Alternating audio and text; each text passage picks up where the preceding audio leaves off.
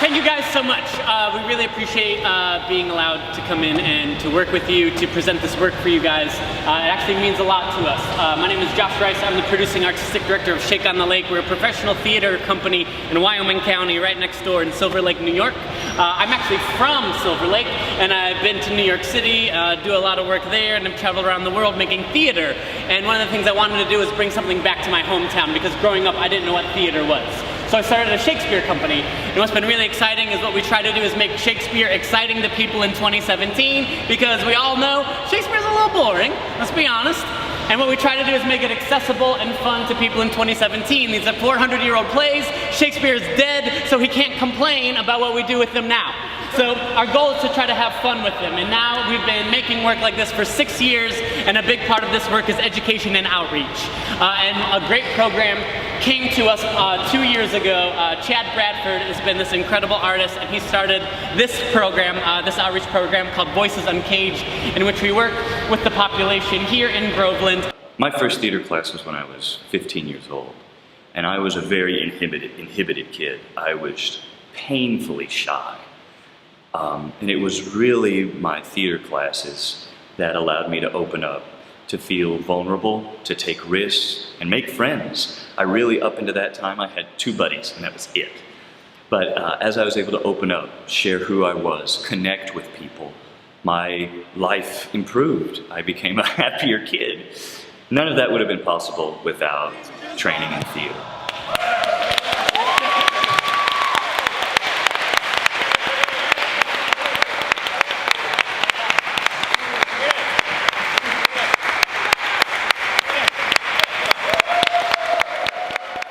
Obviously, the participants enjoyed it.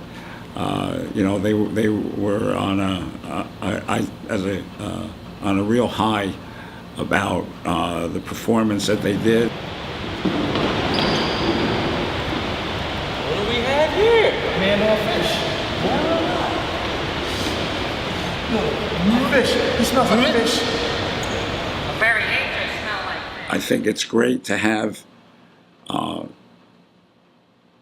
anyone, in order to grow and become a better person, you have to take risks, and you have to be vulnerable and allow that to happen. In prison, it's a difficult thing to do because of it's just difficult to allow yourself to be vulnerable when you're in prison.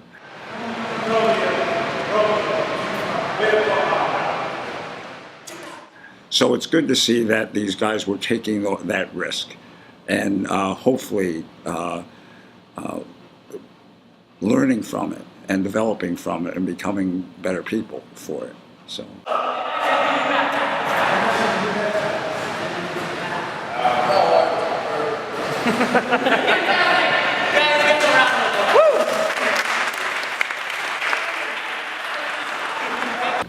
Something that you did today will put the light switch on, and so the rest of their world changes, and they see things differently, and they start working on things that will keep them from coming back and hurting other people in the process. So I think that's, for me, that's the importance of what we do and what you're doing.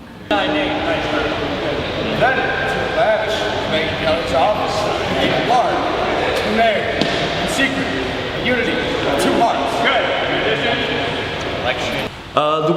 The week's gone well. You know, it's always, every day's different in this kind of environment. Some days, maybe not everybody's able to show up. Some days are harder here, and so the cool thing is, one of the participants talked about being able to come in, and after a few minutes of warming up, the day just kind of left, that they were able to just focus and be here, which I think is A, kind of freeing and awesome for any human being, but B, when you have that experience, you know you can have that experience again.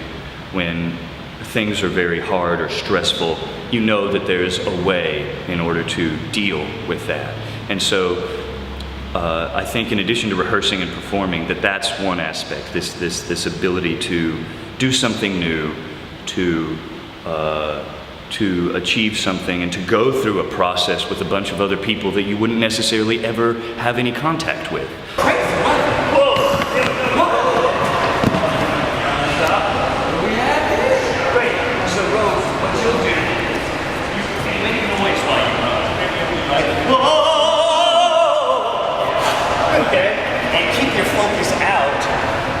Run it like this, so that then you can stop and then turn.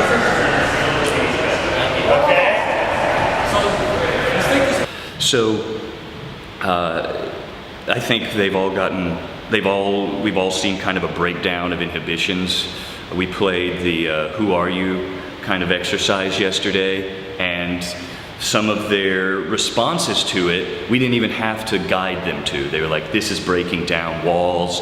This allows me to kind of bear more of my true self on stage," and so they got a lot out of it. But who are you? What's the rap? Who are you? What's the name? Who are you? Who are you? So I think it's been a great inward journey for them. It's been a great educational journey for us. And so yeah, it's all culminating in our sharing today with some of the population.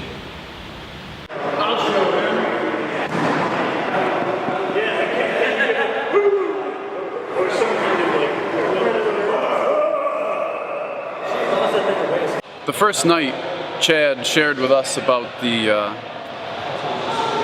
him growing up and his father being in prison, and he talked about how that helped his family to discover what real relationships were supposed to be like, and how he benefited from that for the rest of his life, how it helped him grow. And that was encouraging to me. It meant a lot, because in here we realize what we took for granted when we were home. We realize the things that should have been important that weren't. And you gain an appreciation for your family and understand what a relationship's supposed to be like. And to hear that people outside of this place that are suffering with us can also grow from the experience it's encouraging, and it makes you feel good that it's not all bad for them out there. You know, they can benefit from this just like we can if we take advantage of it and don't choose to just wallow in the disparity that it can cause. Every one of these guys is going home, and we can't act like they're not. So for me, I don't view it as advocacy. Honestly, I view it as getting out of the way. Thanks, man. Yeah, of course. Appreciate you a lot, dude. Thanks. I appreciate you, man.